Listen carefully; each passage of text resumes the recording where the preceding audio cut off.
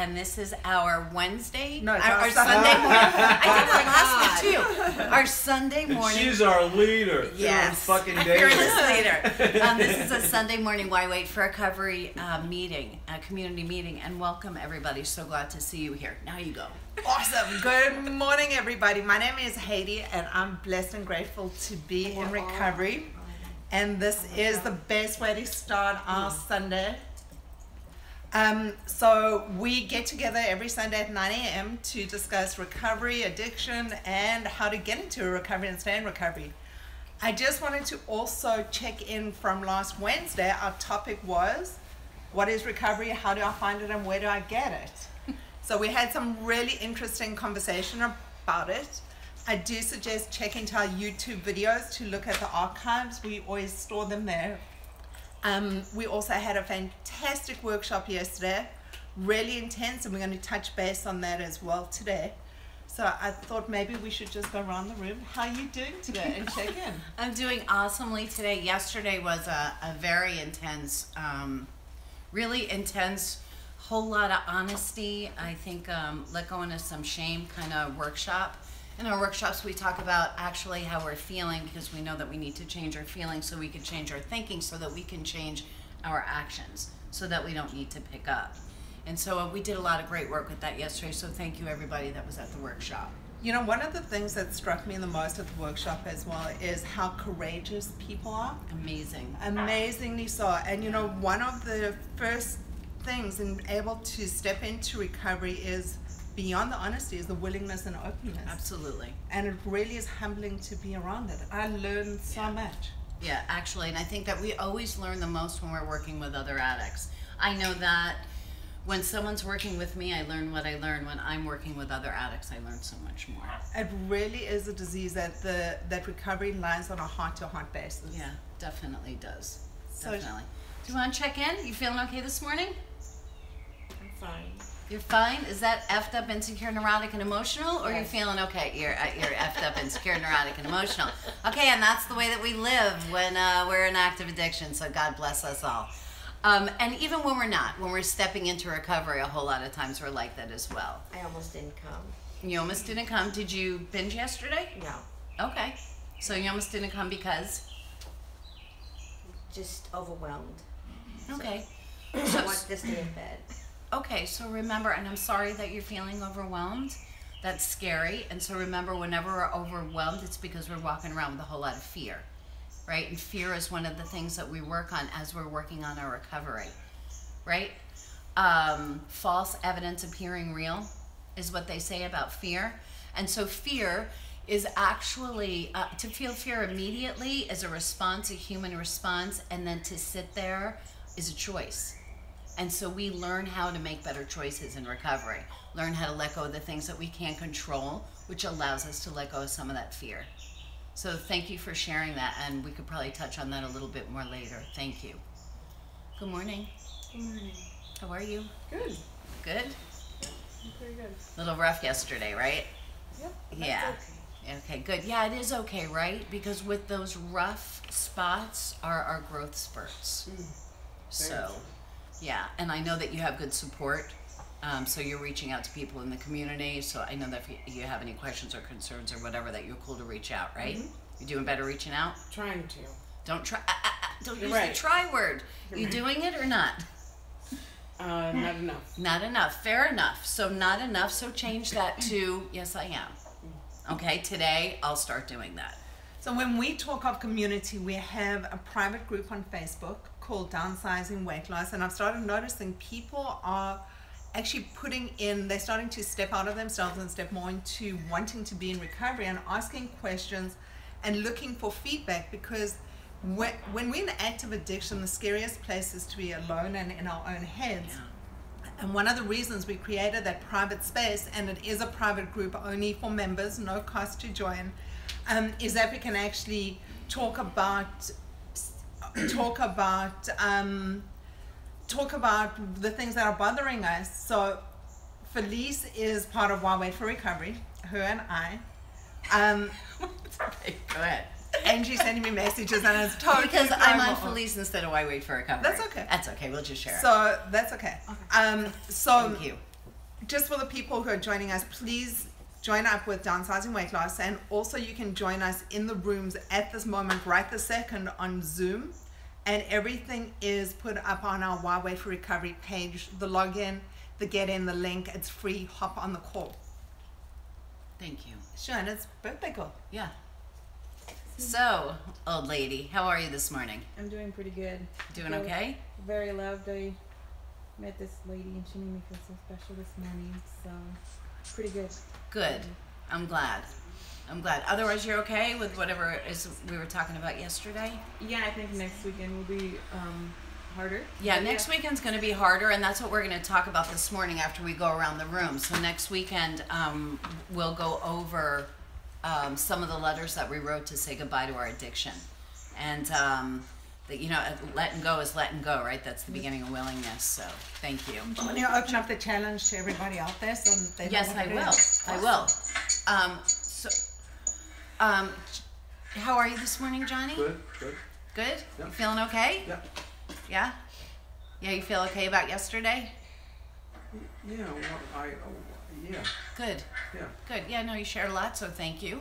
Just making Yeah. sure. Sometimes people have some thoughts after that they didn't have a chance to say while we were in the room, so just checking in.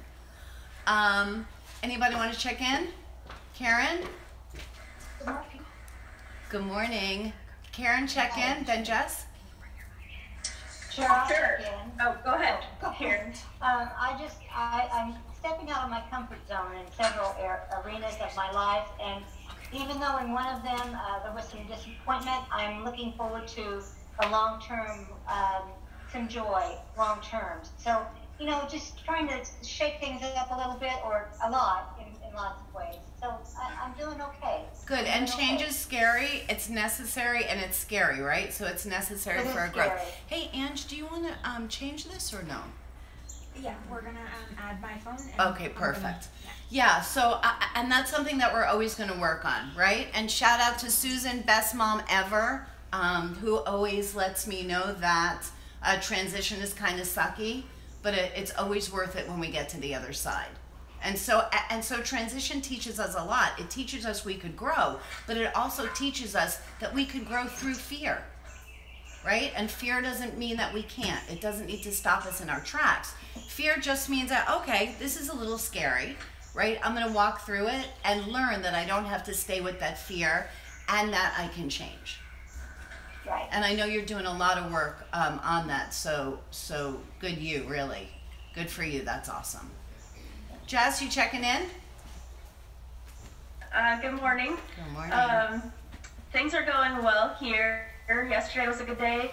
I wanted to give a shout out to a fellow Peoria person watching on Facebook today. Hi, So, welcome. your friend watching out on Facebook. What's that? I didn't hear you. Police, what'd you say? No, I said hi. Oh, hi. That's all I had to say. Okay, it's good to see you this morning. And I don't know who's And on top. Leanne, welcome. We have a newcomer in the room as well. Her name's Leanne. Welcome. Hi, Leanne. How are you? Can you? Oh, I'm sorry. Leanne, Good morning. where are you from? I'm from Windsor, Ontario, in Canada. Oh, awesome. Wow. Awesome. How are you this morning? Oh, I'm very good, thank you. And I'm not usually up at this time in the morning, so this is a new one, and I actually made it to the meeting, so I managed to get in this time, so that's impressive. Oh, very, very good. And are you just starting on a recovery journey, or you've been on one? I've been Okay, we lost her. eating so much, but in recovery for 4 years with alcohol and drugs. So with food, I've struggled my whole life. I've recently lost a significant amount of weight by doing keto, by eating that way, and but my weight I've struggled my whole life. And so I don't know, I come across your meetings, I guess, through Facebook, and I just love the meetings, and because I've lost quite a bit of weight, you know, people are so worried now because I'm too thin, and they, you know, my partner's always saying, oh, you know, you're too thin and you don't look well, and my kids are worried. And Okay, and so the thing is that we always, first of all, as you know, drugs, alcohol, food, it doesn't matter what the substance is. Recovery is recovery is recovery. So that we know. Right. And as far as what other people think and feel, I always tell everybody, you know, whatever it is that you're doing, check your motives. So if I'm doing Right. something because I'm eating properly, I'm eating chicken, fish, and veggies and salad, and I'm staying healthy, Right. and you're getting thin because you're eating correctly, that's okay. Remember, it's got to be you knowing that you're doing the next right thing, and that's it, right? Yes. Yeah, so just continue to do the next right thing, and thank you so much for joining our meeting this morning. And it's interesting what you said about having lost a lot of weight that brought you to the rooms. There are many of us that are here that actually used different methods, if it was bariatric surgery, if it was different diets, that we lost a lot of weight, and then all of a sudden the fear starts setting in. What do I do now, or whatever the motivation is? But it can either be the weight gain or the weight loss that can motivate us to step into the rooms. Welcome. Sorry, Welcome. I apologize. You keep cutting out. I have trouble understanding what you're saying. I apologize. We're also going to tether you to a different service. Is anyone else struggling to hear us? I just want to do a quick. Yes. Okay, we're going to switch over. Give us 2 seconds. We're going to come back to you in a few seconds. Okay. All right, perfect. You see her? Yeah, a little bit. Good morning. Yeah. Morning, Dee. Can you hear me? We can hear you, Dee. How are you? Okay, good. I'm on the exercise bicycle. Okay. I'm glad that I'm able to join the meeting, and I'm going to stick with your meetings because I find them really helpful. And once Thanksgiving week is over, I'm going to find a local group, I guess, Good. and try to eat healthy. And I'm just keeping on reminding myself for the past week that I am an addict. Okay, right, and that's myself that. good. And so that's the thing, because eating healthy comes once we're in recovery. You have to. We know that we have to stop eating our trigger foods, right? We have to. We have to let our brain. We have to give our brain clean time, because once we give our brain clean time, we actually have a chance to look at how it is that we're feeling, right, and to understand our actions a little bit more. And we don't really use the word try, so just do it. Because either we do something or we don't do it. So just tell yourself that you're going to do your best to do your best. And then go ahead and do your best. So, right.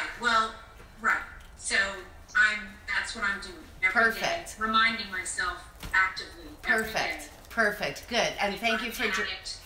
repeating it to myself and stay away from the trigger foods. For me, which lately has been, for some reason, I don't know why, nuts. Okay, yeah, Haiti had one of those too. Okay, all right. But thank you so much for joining us this morning. My pleasure. Appreciate Thank you for that. inviting us. And so we gave the peeps in our workshop an assignment yesterday, and that assignment was to write a goodbye letter to their drug of choice.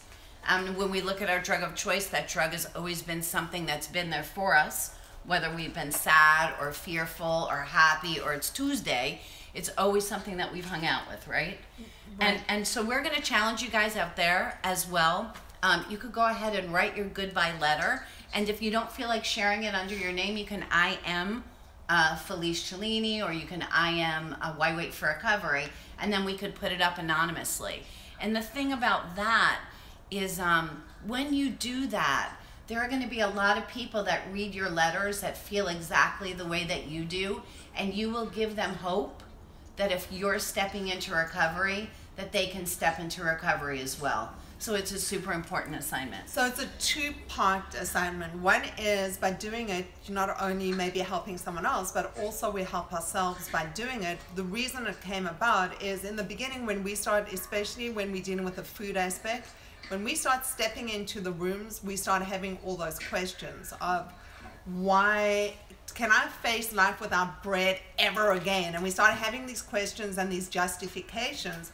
And this way is really starting looking at our motives and the reasons why we're hanging onto these things so dearly when they actually are hurting us at the end of the day, because it's really not about the food. But when we first step in, it's all about the food. Yeah, and I want to thank you for saying that, you know, most importantly that you just hit on are the justifications. Now, when we talk about an addict, we talked about how if I come in and tell you guys that I shot up last night, there's no justification, right? But somebody with a problem with food addiction, if they come in and had a piece of bread, it was one piece of bread, and it's not like they couldn't drive their car or they got arrested, right? And I think that there's a whole lot more justifying. First thing everybody says, well, you have to eat, which makes me crazy. So yes, you do have to eat, but you don't have to eat the stuff that's keeping you sick. But I think that there's a whole lot of justification with food addiction. Where there's not that justification isn't allowed or is more frowned upon, I would say, in any other addiction. Well, it's so socially acceptable to eat. Well, it's also socially acceptable to drink, but an alcoholic still can't take a drink, and everybody knows it. So I had a realization yesterday, and this was the thought, is that, speaking from my own personal experience, because I can only speak from my own story, is that the reason I started dieting was to look good. And the dieting, so for me, I see myself almost as a typical food addict because I'm no different. The feelings, the shame, the guilt, the demoralization. The serial dieting is part of my journey. So I walk into the rooms already judging everybody else because it's all about looking good, because, you know, I can't be seen unless I look good in the perfect outfit with the perfect hair and the perfect makeup. Then you may be able to take a photograph. So it really is motivated by how we look and seen on the outside. For many people getting into the rooms, if it's drug or alcohol, some people are really so sick it's their only choice because they're about to die. For many of us that are food addicts, we don't have that sense of urgency because even though we're killing ourselves slowly on the inside, some of us it's a little quicker. We may have that heart attack, that whatever it is, quicker, and diabetes and all those other things creeping up on us that we'll use excuses. It's genetics, it's whatever it is. We'll have a whole lot of different reasons instead of stopping and saying, listen, part of the issue really is our food addiction, and that's the biggest source of what led us here. Yeah, and so thanks again, because you talk about looking good on the outside, which we call our ego, right? So as long as I look good, to everybody else, then nobody has to really know how I'm feeling. And so I think that you're right, like with food addiction, because you guys are so used to that, dieting, so that people see how you are on the outside, not to see how you are on the inside. With drugs and alcohol, that same feeling of demoralization that we talk about, that happens with all addiction. But you're right, it's more of a how you look thing when you're talking about the overeating or the food addiction. And again, as long as I look good on the outside, nobody has to see me inside. And I had this idea of like the Where's Waldo. So you'd find me when things were perfect. And I was always brought up that, you know, you don't want to go out for dinner on your own because there was a certain level of shame or being seen on your own. I've never gone out to dinner on my own, ever. Right, so there's a certain level of shame, so which means that... Wow. Never. So traveling and do the stuff that I did, and the stages that there wasn't a choice. If I didn't go out on my own, I didn't eat. But I always had this feeling that people were watching me, or that I had to be doing something while I was doing it. I mean, talk about the ego, a huge ego here. So I'd be reading a book, I'd be playing on the phone, I'd be doing everything else other than looking around the room or enjoying my dinner. So I'd either really eat extremely well and extremely slowly because, you know, everyone's watching because you're so important. Right, and I'd order really healthy food, okay, unless I was in one of those places that everyone's eating crap and then it's okay. And then I would pick up stuff to go and take with me so I could actually really finish eating later. So it's funny the things that start going through. That's a good story. I have a question. Sure. Can you talk about, you know, what you look on the outside and you don't want people, whatever's going on the inside. Don't you always have an inner life? Isn't there, regardless of like if... So that's a good question. And the thing is, does everybody have an inner life? Of course they do. The secrets that we keep secrets because we're ashamed of letting people know the truth. That's first. Second of all, it's different. The difference between having an inner life and being afraid to let somebody know who you are remember, we're addicts because we don't like the way that we feel, right? We feel less than, we feel unloved, we feel whatever those negative feelings are, we stuff those feelings. And so it's about, if I look good on the outside, then, and I tell this story too, you know, when I'm anorexic, everybody tells me how great I look. I'm killing myself, but everybody tells me how great I look, right? And so, but that's okay because nobody knows what's going on with me, and I can keep that hidden in my addiction, right? If I wanted somebody to know what was going on with me, I'd call my shrink and say, I have a problem, let's talk about it. When I'm not talking about it, it's because I'm feeling guilty or ashamed, or I have some secret that I think is so bad, it makes me so unique. Because, you know, all addicts, by the way, we all die of terminal uniqueness if we don't get that stuff out. And it's the truth. All of our shtick is the same, just looks a little bit different. And so it's about not stuffing how we feel, dealing with how we feel, so we don't have to dull that pain. And so that's what the difference is there. And so when we talk about saying goodbye to our addiction, you guys, scariest part is when we're first getting clean, and now we're clean, and we're not picking up, and we have no idea of what it is that we're supposed to do. I don't when want to interrupt you, but a you said goodbye to your addiction. Wasn't the assignment goodbye to your substance? Yeah. No, I just use the word addiction because for us in our group, we use food. Right. But out there, we have many different kinds of addictions. So whatever your drug of choice is, your drug of choice is. But so when we're saying, and thank you for correcting me. So no, we're always addicts. But saying bye to our drug of choice. So now it's Tuesday and I'm by myself and I'm walking through some fear, let's say. And now what do I do? What do I do without being able to pick up my drug of choice and do something to change my brain chemistry so I'm not feeling the way that I'm feeling, which is what we always did, right? That's our fallback. That's why we're addicts. We use so that we don't have to feel or to dull that pain. Right, and that's the reason I'd pick up, because for me, the addiction is changing. I use to get a different effect. And that could be drugs, that could be food, that could be anything. So it's anything to numb the way that I'm feeling, so I don't need to deal with those feelings. Exactly. I don't need to deal with those emotions, and I can just keep on that steady track that everything's perfect and everything's okay. And I'm not that, in my own mind, I'm not that important and I'm not worth that much to actually take the time to actually look at how I'm feeling, because everyone else's feelings and everyone else's stuff is more important than my own. Which you make more important than your own, so that you don't have to take a look at yourself. Right, which gets me picking up, and exactly. I keep continually doing the same cycles until it reaches a stage that I go, do you know what? My life is just so unmanageable. I really have to stop doing this because it's hurting me. I'm not happy. I'm not living the life or being the person that I really strive to be, which is compassionate, kind, and loving. I'm showing up in pain and short and miserable and all these other things because I'm just not starting to work on myself and my feelings and my addiction, okay, which is really that whole beginning of recovery. And how we do that, you know, the first thing that we do is reach out. And so when you're in pain, you know, it's so funny, you're in pain, right? And you think, well, I'm going to call whoever, or I'm going to have a conversation with whoever, and you're petrified, right? Because whoever is going to judge you. Well, if I say this, they're going to think this, and they're going to think I'm so stupid, and I can't even believe I'm going to take up their time, and you know, they're probably going to think that they're probably not even going to want to be my friend anymore, and we go through all of that stuff, right?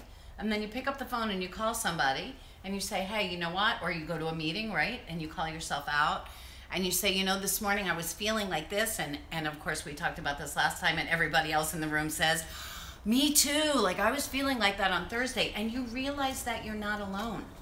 So I love that you said this, because there are a couple of things. One is, in the beginning, when I first started this process, I didn't go, let me phone someone. I was flipping off the guys on the road as they were cutting me off. I was doing all other things. You're going like right, I was a crazy person that was mean and nasty to people around me because I couldn't pinpoint what the issue was. I knew something was on, but I was in pain, and I take my pain out in other ways that are really mean and nasty. I was short with the kids, I was shouting at the kids, I was trying to arrange their schedules, I was being anal retentive, all those other things. All of a sudden, walking into the rooms and knowing that there are other alternatives become part of the learning. And part of that, it took me a while to be open enough to be able to hear this. even being able to use downsizing weight loss as a free group that we've got that is members only of everyone struggling, I still deal with the shame, and I still hold back on posting things that I'm feeling because I think everyone in that room is going to judge me. Yeah, and guys, I want to let you know, none of us are that important. Really. Like, people don't read our posts and then go tell all their friends about it. They don't. Like, they might read through a post and say, oh yeah, I felt like that, or I hope she feels better, right? Because we're pretty much so on the same team here, right? We're on the same community. We all wish each other the best. Nobody's calling Channel 10 News to let them know that Haiti felt a certain way this morning. They're not. And so we could let go of those thoughts, right? When we're not the most terrible person in the room, and we're not the smartest or the prettiest or the brightest or the ugliest or the stupidest either. We're just peeps, man. We're just all people having this human experience, hopefully a more spiritual human experience, learning how to get on with life. And so instead of, when you're at that place where what do I do because I can't pick up, at that moment, any moment, if you're a part of a community, you can always reach out. And reaching out is what's going to teach us again, not only our experience is not so unique to us, but that it's okay. It's okay. I'm curious, we're all different and we're all similar. What stops you from reaching out? Like, what holds you back from reaching out to someone else? And Allie, can I ask you first? Because I know that you have a challenge with this. And because you're so amazingly honest. Move over. She's telling me to move over because I'm not in the camera. Move over. I'm going to sit on your lap, okay? I guess sometimes I'm just kind of like, I don't know, one, if the person's going to be able to provide me with a solution. Two. Okay, so you said, I'm going to just say it again so everyone can hear us. Speak louder, please. So you don't know if the person can provide you with a solution. Right. Okay, and? My own insecurities. Okay. And it's just, it's uncomfortable. Okay, so your uncomfortableness, of course, is fear. Yes. Right? You not wanting somebody to see who you are on the inside, mm-hmm. That's fear-based, mm-hmm. Right? And so we know that we live with all sorts of fears. Mm-hmm. Just sharing what you're feeling, by the way, helps you walk through that fear. Whether or not somebody else has the solution for you, because really, remember, we can chat about what the solution might be, but your solution is going to be personal to you. And I'm going to tell you, when you say somebody might not have the solution, that's your addiction talking. Yeah. That's your addiction keeping you sick. That's your addiction saying all of the things that your brain says to you when you're in fear. Well, no one can help me anyway, so why bother to reach out? That kid keeps you sick and stuck and scared, right? Which keeps that chaos in our head, that even when we're not actually picking up our drug of choice, the feelings are still the same feelings as we had when we were in active addiction. If you reach out, is there anybody in this room or anybody out there that if you reached out and said, hey, this is that, have you and I spoken? Yeah. Have I ever said, oh my God, like, what's wrong with you? Have I? No. No. As a matter of fact, everything that you say, even with me, I'm like, oh my God, you know what? Like, da-da-da, and this happened, and I felt like this, and mm-hmm. whatever, right? And thank you for sharing, because when you share with me, it helps me as well. And so let me ask you a question. If every time you do reach out, you feel better, why would you not reach out?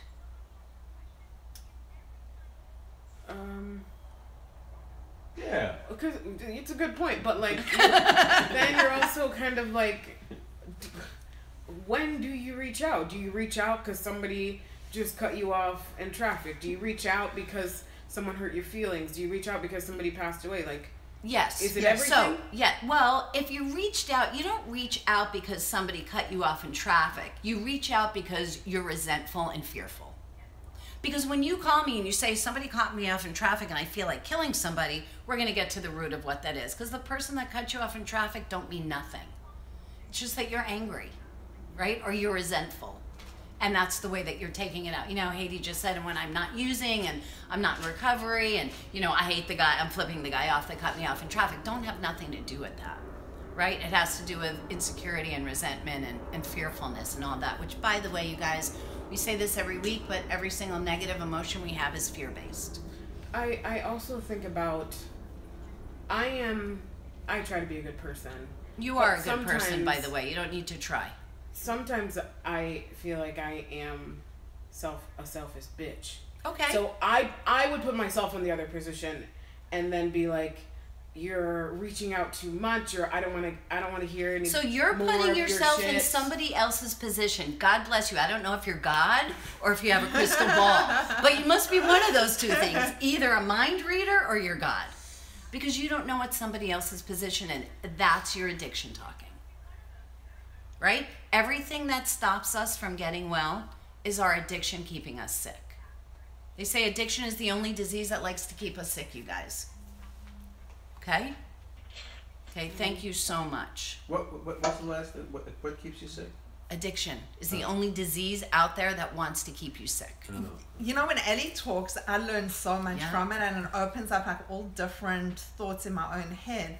You know, one of the longest lessons, and it's taken me a long time to actually learn this, is to start treating myself the way I would my best friend. So if my best friend had to call me up and say to me, listen, I'm struggling with this, or I got really disappointed, or I'm angry, or I'm upset, or this guy cut me off in traffic, or whatever the story is, I would give them the time to talk. And I found it interesting in the beginning, I wouldn't give myself the same consideration. I would let anyone else that I knew call me up and discuss whatever they wanted to, but I'd never allow myself or give myself the gift of being able to turn around to someone and have that same discussion with them from my point of view, because I never thought I was worthy. Yeah, and so we do talk about that. We talk about treat yourself with the same love and kindness as you would treat me. So if I called you and I said, you know what, Allie, I'm having this problem and I'm scared, or I'm having this problem and I'm really angry with somebody, or I'm having this problem, or would you listen? Of course. Would you genuinely care about what I'm feeling? Why? Because I care about you. You love me and you care about me, right? Yeah. If you can love you and care about you the same way, then you could put yourself in that same position. And so in our addiction, a lot of our fear is that we're not worthy, we're not good enough to be loved. And so we don't love ourselves. We see ourselves as these horrible beings that just aren't worth it. Right? And that's not the truth, because we all have goodness inside of us. Yes. Were you gonna say something? Well, you know, and it may be semantical, but you know, when you say, you know, when you love someone, that's what that is. When you're talking about loving yourself, it just seems to me, and I know it's just language, but it just seems to me that it's a different thing. It's just different. We were talking about shame. Yeah. So no matter what difference you're talking about shame. So loving yourself is just letting go of the shame. If I'm not ashamed, then I'm open to sharing my experiences with somebody else. If I'm not embarrassed to say, you know, he said this to me and I can't believe that he said this to me and that made me feel really, really bad, or really fat, or really ugly, or really like not lovable, or whatever that is. It's letting go of enough of that shame that you actually believe that you're unlovable and you're unworthy and all of that stuff.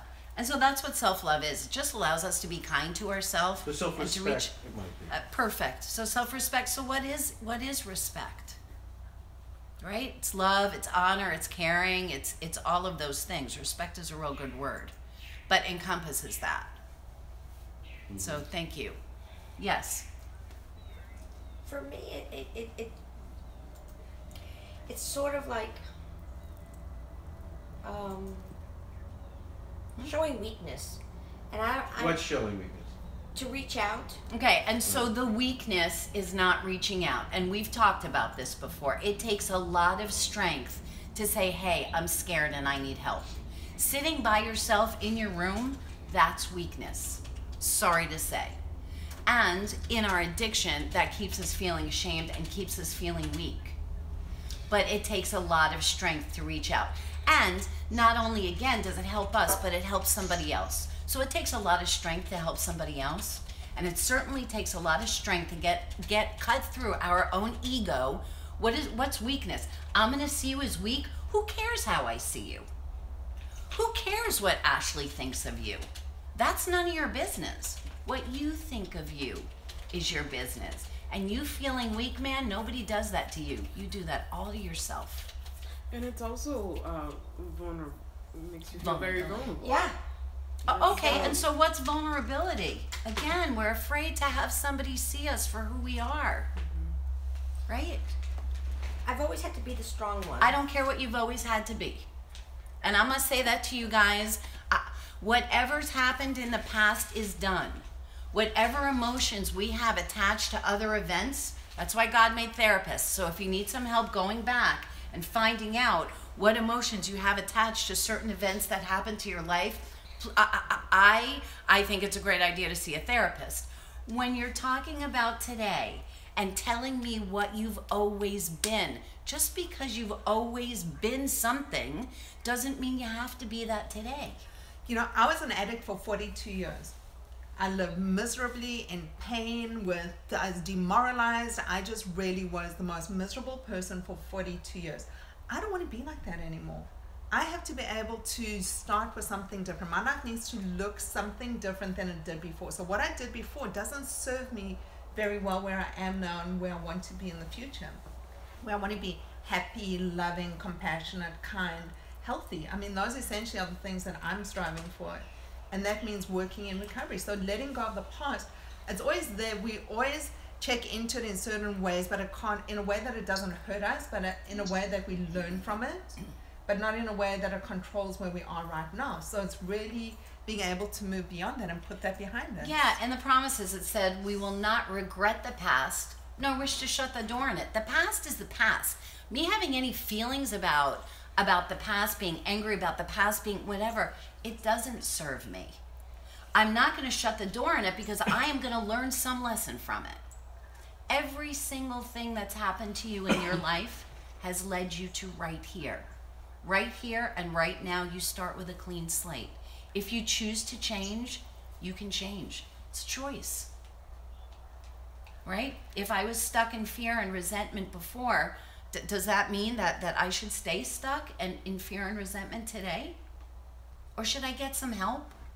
Should I grow up in recovery so that I could be happy? I need everybody to let go of that. Well, I was always, okay.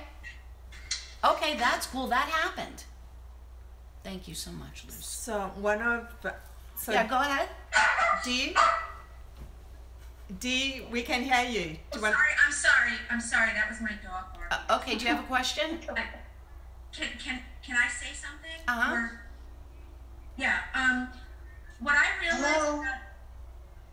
Hello. Yeah, what you've realized. Yeah. What I realized about myself is that it seems like I've lost a lot of weight and somehow I feel more comfortable. When I started gaining the weight back, I felt more comfortable with the fat on me. Okay, well, I'm not, so you're talking about how you were on the outside, so I'm not really sure how you were on the inside. Right. So if you've gained more weight and you feel more comfortable when you're heavier, I don't know if that's just your addiction giving you an excuse to use or not. I'd have to think about that because I've never had that question put before me. So that's going to give me something to think about, and I'm going to get back with you about that. It's not something I'm happy about. Well, you just said you felt better. That makes me happy, but I noticed that feeling. Okay, all right, and I'm not sure. I'm not sure what that is. So I'm going to think about that and get back with you. Actually, I'll reach out to the group and see if anybody has those feelings. Okay. Okay. Thanks for sharing that. Jess, you got anything to add? Not right now, no. Thanks. Okay. Okay. Anybody else have anything to add up there? Yeah, can I say something? Sure. Hi, am I the only one that's missing this whole meeting because of the audio? Okay, I'm sorry about that. Yeah, the audio. I'm not hearing anything. Okay, well, we're doing our best, so sorry about that. Thank you for your patience. Yeah, no, I don't know if it's your end or my end, or because I'm not doing the Zoom thing right, or what. Okay, so we're going to try to fix that on our end. Thank you so much for sharing that. Thank you. Thank you. I don't know if it could be my end too. Maybe I'm doing something wrong here. Yeah, I can hear you, so we're going to do our best, like I said, to fix that. Okay. Okay here on my end. Okay, you're okay, Jess? Mine too. And Karen's okay. So yeah, it might be something on your end, hon. Okay, Ash, do you want to add? Because I mean, maybe you do reach out, and if you do reach out, I would imagine you reach out to Allie. Is there anybody else that you reach out to? No, mostly her, and she's sick of my shit. So. Is that true? Okay, so I like that you said that, because you said, and I was already going to rescue her. You said Allie is sick of my shit, and I said no, she's not. And she's like, yeah, I am. You know, I think it's because I don't get the. She gives me great advice, but sometimes I'm like, oh, I just repeat the same thing, and she's like, I can't stand you asking the same thing because I don't know what else. Is that correct? Fair enough. Well, it's also like I'm her only outlet. She's my yes, she is. You want to change that?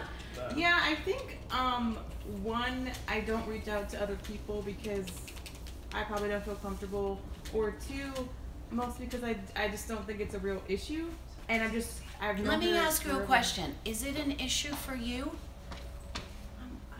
I get, yeah. If you're reaching out and you're calling Allie and you say da da da da da da da da, it means you have something's bothering you, correct? Yeah, maybe it's hard for my brain to comprehend the difference between a real issue and just talking to her. So are we talking or complaining? It's both. Okay, so there's a difference. So complaining, that's all complaining does, is allow our brain to hear a whole bunch of negative stuff. So there is a difference between saying, this happened and I feel scared, as opposed to giving me a 15-minute dissertation about the traffic this morning, right?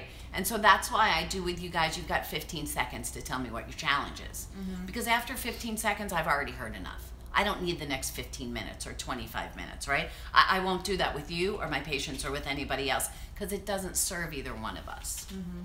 So if you were to call Allie and say, this happened and I'm really upset and I'm scared and I hate this person or whatever, that would give her opportunity.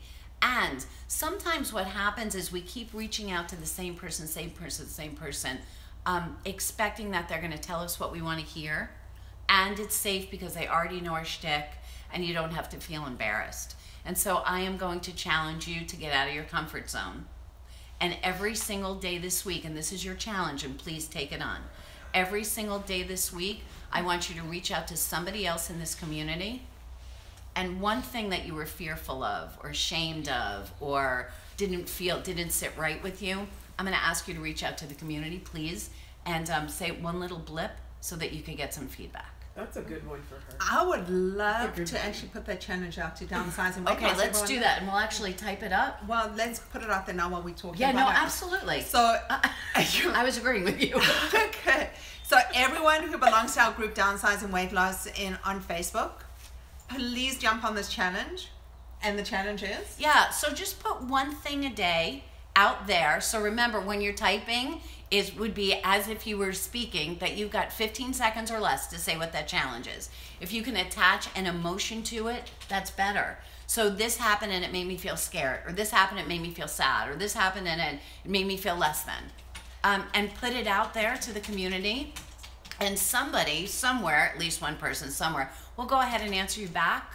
So it's a two-part challenge. One is to put out the challenge you're facing, and two is to be of service to that person who's putting out the challenge and saying, I hear you, you're not alone, or giving some information to them that's going to help them get through it. Right, and you guys, sometimes just saying, wow, I felt that, is what somebody needs. You know, you guys, not everybody is a therapist. Most of us aren't, right? I am, but most of us aren't. But, and so it's not about you fixing me. It's about you hearing me.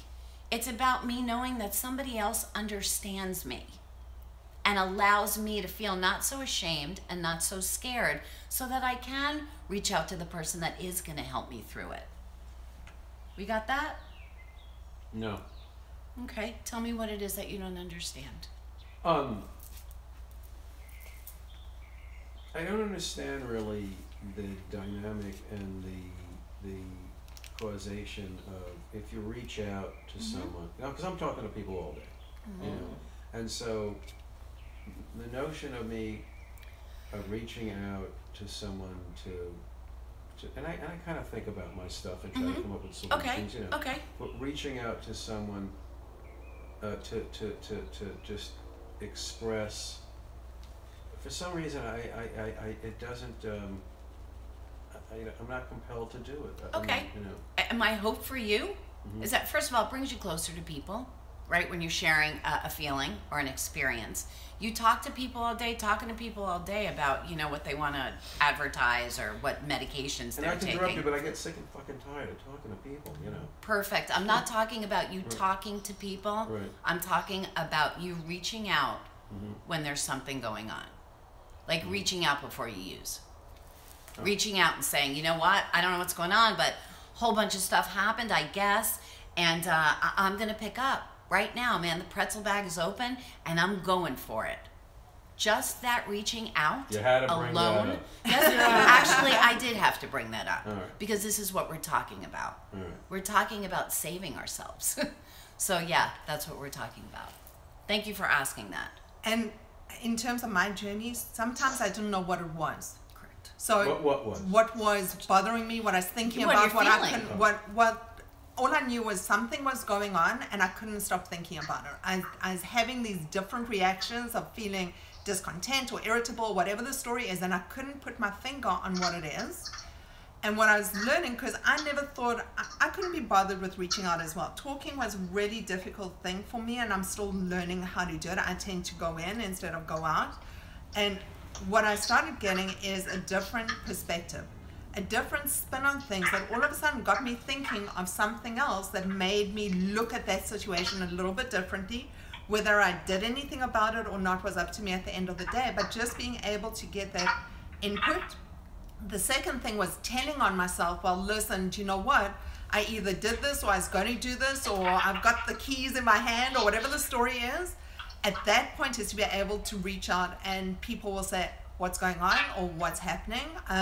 So I think part of it is all part of that learning and growth, because I relied on myself for advice for so many years, and it was the same advice that I got that usually led me down the same road to the same end, and it would end in me picking up. Having said that the picking up thing, which is an event, and it's a one-off every time you do it, but there was also this aspect of it, like that like when you first said, and I thought it was such bullshit, that it's not a diet, it's a lifestyle. Right. But here I am, probably I figure 50, 60 days in from having been doing this a year, that there is this imperceptible daily, we'll call it daily change. It's imperceptible over days and weeks. Okay. But like you get to, well, speaking for myself, you get to a place where it's like it is a lifestyle, and so these one-off events. One-off events, you mean relapse? No, but I'm saying picking up, it becomes relapse, a lifestyle not to do that. Even though I relapsed, I had those pretzels or whatever, that it was part of my new way of living that I don't do that. So I was able to kind of stop doing that and get back on track. So you're saying, well, you picked up once, and then you haven't picked up since. Right, yeah. Correct? Okay, congratulations. So I'm going to tell you that that's certainly not the norm, because once we trigger that dopamine receptor, usually we'll do it once, maybe we'll wait a month, our brains will tell us, well, it was okay, I only did it once. It was one event. I didn't do it again after, so I could do it once more. Every single addict that relapses is going to tell you that same story. Same story. So for you, God bless you. My hope for you, of course, is that you stay on this path, and because you're doing really well, and you're also working toward your recovery, which is awesome. You also told on yourself, which is awesome, right? You put it out there. That's one of the reasons why we share. If we keep it a secret, it makes it easier to do again, right? And so I commend you for all of that. For the majority of us, once we relapse, we go back into relapse mode. But isn't there also another thing working in my favor? Just the other than the biochemical and the addiction part of it, just the intellectual part of it, where I want to be on this. I want to be on That's I not wanna intellectual. Be right. So intellectual is the smarter we are, the harder it is to stay in recovery, because the more we can BS ourselves and manipulate ourselves. That's the intellectual part. So what's an example of BS? I love what you said. You said you want to be right, was the way that you ended that. So you got two choices. You can either be happy and healthy, or you can be right. So those are the choices that we No, I meant to be. I want to be right and on track. I want to be that's on what track. he meant. Right. So He wanted to be back on track. So part of that becomes willing to learn or hear something different and try something different, because what we've been doing before brought us to this point. And I do believe the fact that you used and you came in the next day and said, yesterday I used, was amazing. For me, if I used and called you up and said, yesterday I used, perhaps I wouldn't use the next day. And so I absolutely agree with you. You know, if you relapse or you use or you slip or whatever you guys want to call it, if you call yourself out, there's a much better chance that you will get back on track and that you will do, continue to do your work in recovery so that you can stay pretty much so on track. So I agree with that. I'm still going to call, that slip a relapse, just so that we remember that the majority, because for me, if I call it a little slip, oh, I had a little slip, I really don't need to tell anybody about that. The word slip minimizes what we did, the brevity of what's happening in our life when we actually do fall into active addiction again. Yeah. Anybody have anything to say about that? I'm going to be in the same situation. I agree. My neighbors are going on a gay cruise again. So we take care of their gay cats. So. Okay. Okay, and so you're going to take care of the cats. And so what are you going to do so that that same behavior doesn't happen? You're going to raid the refrigerator. I know what they have in their refrigerator. I'm just, going to be strong, I guess. Okay, so you're going to just say no. Yeah. And if you need help, you're going to just reach out. say no. Yeah, then go ahead and talk to somebody in the community about it if you think you're having a challenge. Jessica wanted to say something. Yes, Jess. I just said I agree with Felice. Like if it was me in that situation, if I were to call it a slip, it would be me justifying and signing off on my own disease BS. Yeah, and so you could actually tell the difference between people who have been in treatment, because those are the things that we learn, right? Yeah, and so you were in treatment, and that is, right? So we make all kinds of excuses to stay in active addiction, right? And to minimize our addiction so that we could talk it into ourselves to say, well, it ain't so bad. What's the big deal? So I'll do it once. So I'll have a little slip. Nobody will even notice. And that little slip took me out for 8 months. Right? Yeah, it's a slippery slope. Yes. That slip is a slippery slope. Correct. Thank you for sharing that. Thanks. Sure. We have any questions yet? No. Okay. Can I say something? Sure. Yes, please. No. No, go for it. You go. You had just asked, you went around and asked about what's the issue with sharing, I guess. And I wanted to speak to that a little bit, because I think although I have 8 months in recovery, that's still something I struggle with a lot. And so I don't know if it's, I think the fear is always there, because I'm worried about somebody changing how their interaction with me is after I share whatever. Because when I share with you, I'm very honest. I either tell you everything or I don't tell you anything. Right, correct. So when I go there, I guess the uncertainty of knowing what that end result looks like, and it's all fear-based, because I don't think that's ever come true in the 8 months of me knowing you. It's never come true. It's never come true. But there's still stuff that I unrealistically fear. And I just wanted to share that, because it's not normal. Right, it's expected. What's not normal? It's normal. It's expected. It is normal that you're going to feel that she way. did a double negative. Yeah. So what Angie's saying is that it's to be expected that the fear is there. Does the fear, I'm going to tell you, and I'm her sponsor, so in the beginning, it would take you 48 hours to give me 10 seconds of information. Yeah. And then in a couple of months, it would take you 48 minutes to give me 10 minutes of information. Now it takes you 48 seconds to give me 10 hours of information. Right. So even though you're scared, the fear is getting less, correct? It's getting less, but it's still there. Yeah, no, absolutely. I know. And that is normal. I Yeah. get, right? Yes. Okay. Yes. It's expected. I don't know what normal means, but yes. Yeah, I don't know what Do normal we means expect either. it when you've lived your life for so long with fear and shame, and that's the way you've lived your life? That don't just go away. Yeah. Right? And The fact that you work on it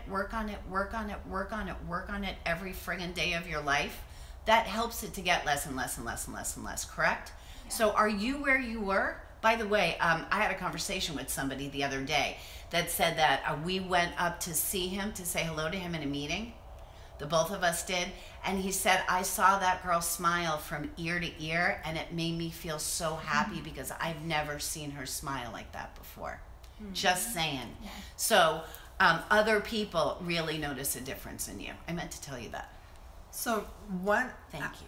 I just wanted to share, and we had a conversation, and I shared this with you as well, is during one of the places that I've been as an addict is really lonely. You know, I don't have a lot of friends. I've got a very small group of really, really good friends, and sometimes saying things that were on my mind and that really, when I felt compelled to say something to someone, either I lost a friend from doing it or it affected our relationship, that I was never the same. So there was also that element of sharing that I wasn't good enough, or that I'd lose you, that you didn't care enough about me to stick around. So that is also one of my fears in terms of that I've been working on, is that people are going to do what people are going to do at the end of the day. And as difficult as it is, it doesn't make it any less emotional or more difficult to deal or easier to deal with, because I still carry a lot of the baggage around. I've lost friends over the years that I've got no clue why we stopped being friends.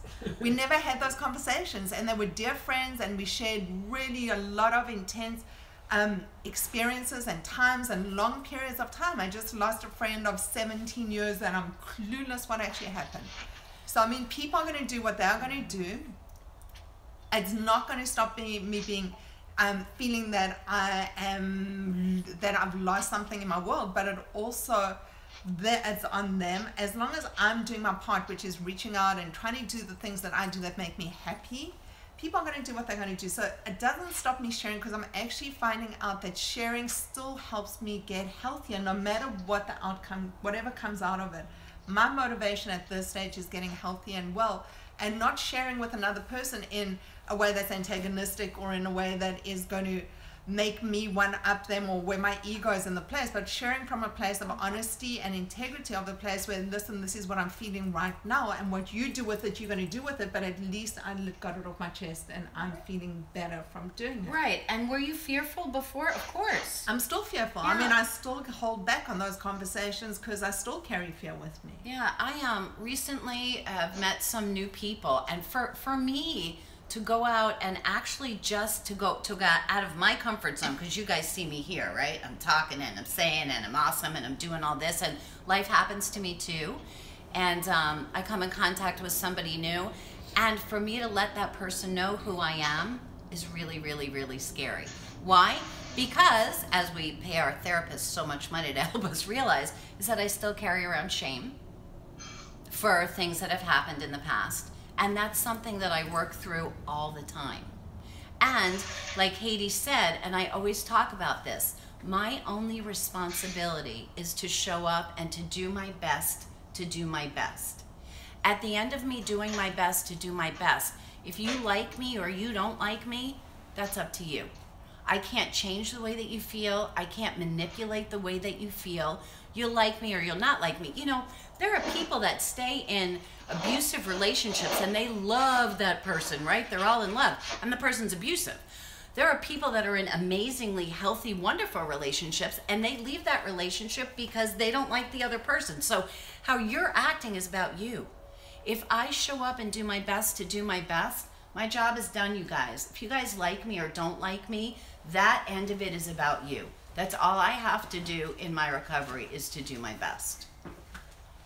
So we're coming to the end of the meeting. I just wanted to touch base with you. I'm sorry we've had a couple of technical issues today. We are a work in progress, and there are greater powers out there that kind of control what we're doing. But we do meet again. Wacky Wednesday is happening from 9 to 10 p.m. just before Thanksgiving. It is a great way to go into the holidays. Let's discuss what the holidays look like to an addict. And also join our group Downsizing Weight Loss. I am still in Facebook jail. I cannot share our videos or any of our group information, so I'm asking you to please be of service. Reach out, share it to everyone that you care about, because addiction sucks when we're lonely and stuck in our own heads. Please take up Felice's challenge and post in Downsizing Weight Loss, and reach out to the person posting and tell them that they are not alone.